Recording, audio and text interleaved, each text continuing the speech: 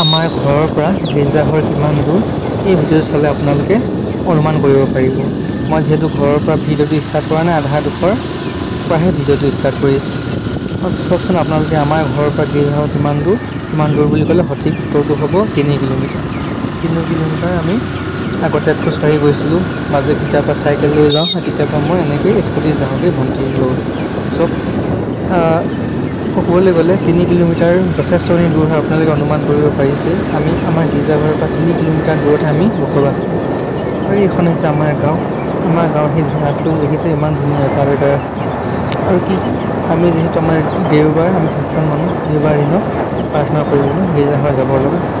আৰু গীৰ্জাঘৰলৈ আমি দেওবাৰে যাওঁ। কিন্তু কথা কি হ'ল, কেতিয়াবা কি হয় আমাৰ জীৱনত, আমি দেওবাৰ দিনটোত আমাৰ কিছুমান কাম ওলায় বা আমি সেই দেওবাৰ দিনটোত নাযাওঁ, কিন্তু যাব লাগে। কেতিয়াবা কি হয়, গীৰ্জাঘৰটো দূৰ আছে বুলি আমি নাযাওঁ, কিন্তু স্কুল কলেজটো দূৰ থাকিলেও আমি যাওঁ। চাকৰি যদি দূৰত হয়, তেন্তে আমি কিবা এটা উপায় উলিয়াই হ'লেও চাকৰি কৰিব যাওঁ। স্কুললৈ যাওঁ, কলেজলৈ যাওঁ। বৰষুণ দিছে বুলি আমি গীৰ্জালৈ নাযাওঁ, কিন্তু বৰষুণ দিছে বুলিতো আমি ইণ্টাৰভিউ দিব যাওঁ, ডিউটি কৰিবলৈ যাওঁ, স্কুললৈ যাওঁ, সঠিক সময়ত পাওঁগৈ।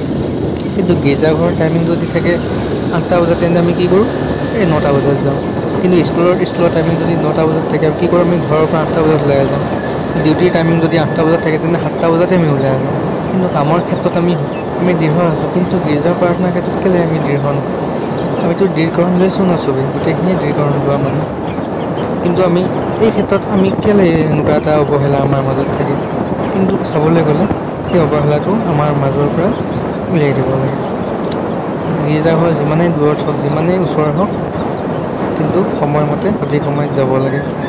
যিহেতু আমি 6টা সময় আমি পাইছোঁৱেই কাম কৰিবৰ কাৰণে, পঢ়িবলৈ, লিখিবলৈ, ঘূৰি ফুৰিবলৈ, কাম কৰিবলৈ, খাবলৈ।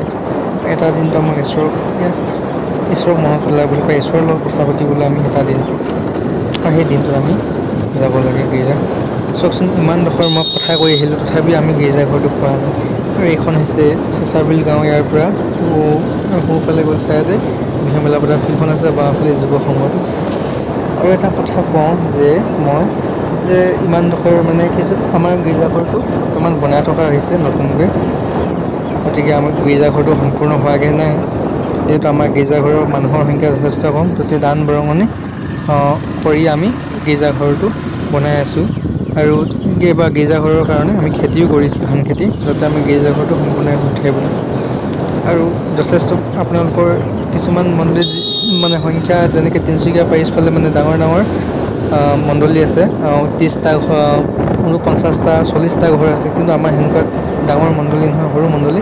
গতিকে সৰু মণ্ডলী থকাৰ কাৰণে আমাৰ গীৰ্জাঘৰটো বৰ ডাঙৰ সৰু হয়। যি কি নহওক, ঈশ্বৰক আমি য'তে বিচাৰিলেও পাওঁ।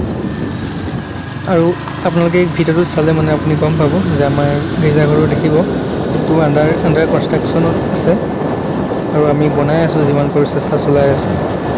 গতিকে বৰ্তমান খেতিৰ সময়, আমি গীৰ্জাঘৰৰ কাৰণে ধান খেতি কৰি, এয়া হৈছে চেঁচাবিলৰ নামঘৰ হয়, গীৰ্জাঘৰৰ কাৰণে খেতি কৰিছোঁ। গতিকে আমি গীৰ্জাঘৰৰ কাৰণে ধান চানবিলাক আনিবলৈ, কাটিবলৈ যাব লাগিব। তাৰপিছত যিটো পইচা বা কেপিটেল পোৱা যাব, সেই পইচাৰে আমি গীৰ্জাঘৰৰ কামখিনি আগুৱাই লৈ যাব পাৰিম বুলি ভবা হৈছে।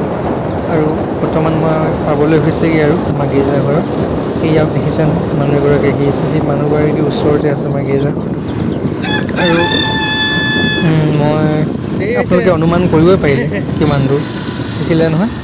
ঠিক আছে, এই সোঁ চাইডে আছে আমাৰ গীৰ্জাঘৰটো। ঠিক আছে, বাই বাই। ভিডিঅ'টো চোৱাৰ বাবে ধন্যবাদ আপোনাক।